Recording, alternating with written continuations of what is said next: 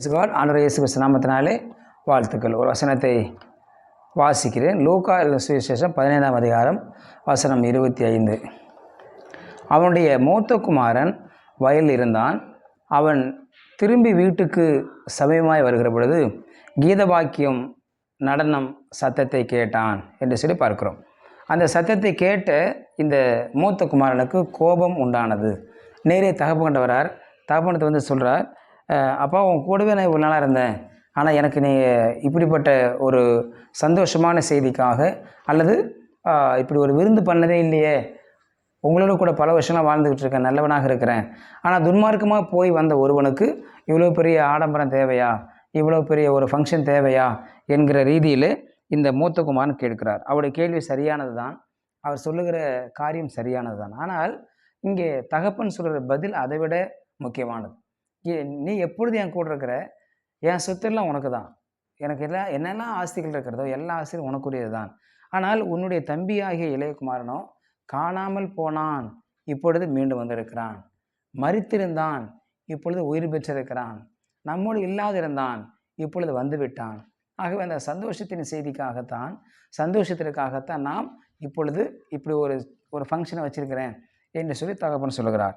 அப்படிலாம் ஏற்றுக்கொள்ள முடியாத ஒரு சூழலில் மூத்த குமாரன் இருக்கிறான். மூத்த குமாரன் நல்லவர்களாக இருப்பவர்கள் அவர்கள் எல்லோருமே தேவனுடைய சித்தத்தை செய்வாங்கன்னு சொல்ல முடியாது. நல்லவர்களைப் போல இருந்து சுயநலமாக இருக்கலாம்.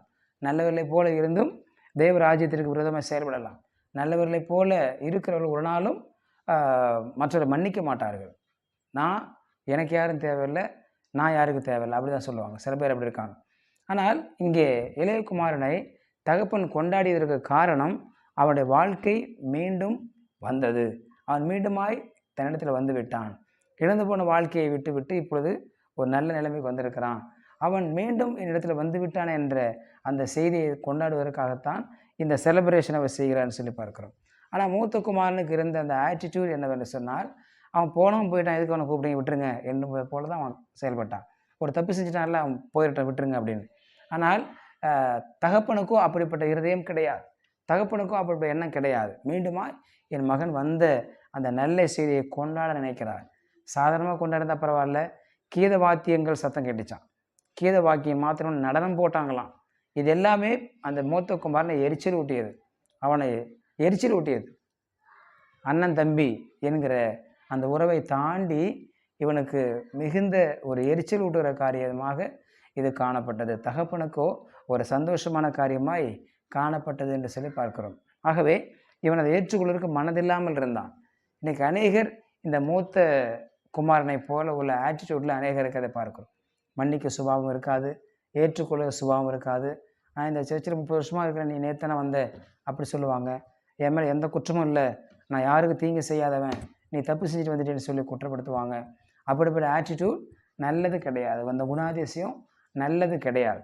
எல்லோரையும் ஏற்றுக்கொள்ளக்கூடிய, அரவணைக்கக்கூடிய, மன்னிக்கக்கூடிய இருதயம் உள்ளவர்களை தான் தேவன் விரும்புகிறார் என்று சொல்லி பார்க்கிறோம். ஆக மூத்த குமாரனை போல நாம் இருப்பது நல்லதல்ல.